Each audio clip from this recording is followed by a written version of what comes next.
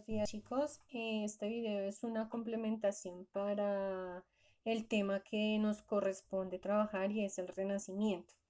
Es un poco más específico con base a este mismo tema, aunque en la clase virtual ya había tenido la oportunidad de explicarles y en otro video sobre cómo fue esta nueva situación de esta época, ¿cierto? Que abarcó o se dio inicio con la Edad Moderna, la parte del Renacimiento. Pero vamos a abarcar algunas características un poco más a fondo que se encuentran en la guía, pero pues quisiera pues las tuvieran en cuenta para que así también sea un poco más sencillo de registrar. Ahora, si de pronto estudiantes no tuvieron la oportunidad de ingresar a la clase virtual, pues este video también les va a ayudar mucho para hacer la complementación de la clase. ¿Listo? Entonces, como ya sabemos, estamos mirando lo relacionado al tema del Renacimiento. Podríamos llamarlo como una segunda parte, un avance un poco más profundo con base a ello. Listo, entonces aquí estamos analizando, regálenme un segundo, el significado. Considero que para algunos de ustedes esta imagen es conocida, ¿cierto? Que se llama la Mona Lisa o también originalmente la Gioconda. Ella fue elaborada por Leonardo da Vinci. Yo ya les había comentado en la clase virtual la importancia de Leonardo da Vinci frente a la parte del arte. Él abarcó eh, bastantes dimensiones, ¿sí? Como la arquitectura, como la pintura, como la escultura y también la ciencia. Entonces fue uno de los grandes representantes de la época del Renacimiento. Entonces tenemos aquí la Mona Lisa, que la elaboró más o menos hacia el año de 1500. Esta es una imagen propia de Leonardo da Vinci. ¿Mm? Entonces, ¿cómo era él en esa época? Entonces, se pueden dar cuenta que también fue una persona bastante comprometida y dispuesta en realizar, o sea, muy dedicada, muy dedicada en su estudio, en lo que se proponía en hacer y en desarrollar. Sí, porque a medida que ustedes ya han tenido la oportunidad de ver otras obras, se dan cuenta el detalle que tiene él y la inspiración para hacer sus obras. Bueno, entonces él fue una persona significante en esta época. Lo reitero, ya lo había comentado, pero pues lo reitero en el video nuevamente. Otro aspecto importante tenemos la imprenta. Sí, recuerden que la imprenta facilitó mucho para aquellas primeras impresiones de libros, pensamientos de aquellas personas que querían empezar a expresar sus ideas. Recuerden que en la Edad Media no tenían esa posibilidad porque todo era censurado, todo era controlado. Entonces, pues en esto les cayó como anillo al dedo porque con tener la imprenta ya ellos podían divulgar todo su pensamiento, ¿cierto? Ya les dio aún más esa curiosidad. Si antes sentían curiosidad por descubrir las cosas, en esta época del Renacimiento aún más se fortalece. ¿Listo? Entonces, esta es otra imagen que ya habíamos hablado y es la imagen Vitruvio elaborada también por Leonardo da Vinci, ¿cierto? Lo expliqué también en la clase virtual, pero pues aprovecho el video para hacer énfasis en que Leonardo quiso representar esa fortaleza y esa fuerza que tiene el hombre desde varias perspectivas, ¿cierto? A nivel social, científica, espiritual, donde realmente el hombre acá ya le da un verdadero significado, perdón, a la razón, ¿cierto? Y a la ciencia. Hasta dónde puede llegar la capacidad del hombre. Entonces, básicamente, Leonardo da Vinci con esta pintura nos da a entender esa parte también. Los valores, todo. El cuerpo humano en sí, la parte de la anatomía también influye bastante, porque allí es donde empiezan aquellas personas a estudiar medicina y a mirar cómo en lo posible, por lo menos que a alguien le diera un apendicitis o algo, cómo hacían. Entonces las necesidades se permitieron para que ellos mismos fueran estudiando y averiguando cómo se iba haciendo o qué tan preparados podían estar frente a una situación así.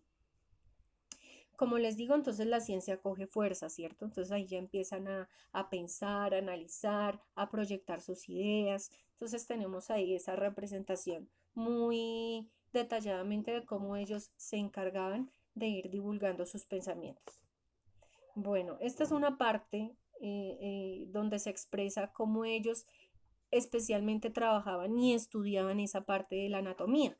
Entonces, viene otra vez el ejemplo que les comenté. Entonces, resulta que le dio apendicitis. Entonces, ellos aprovechan ya empezar a leer, a profundizar cómo pueden actuar frente a una cirugía, frente a situaciones que realmente algunas personas pasaban calamidades y necesitaban intervenirlas. Entonces, para ello necesitaban estudiar.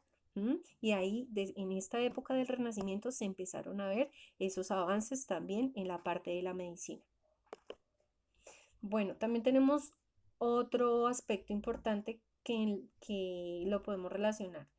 Aquí vemos ya más o menos una ciudad, o también se les llamaban villas, o también poblaciones como tal. En la época del Renacimiento ya cambia.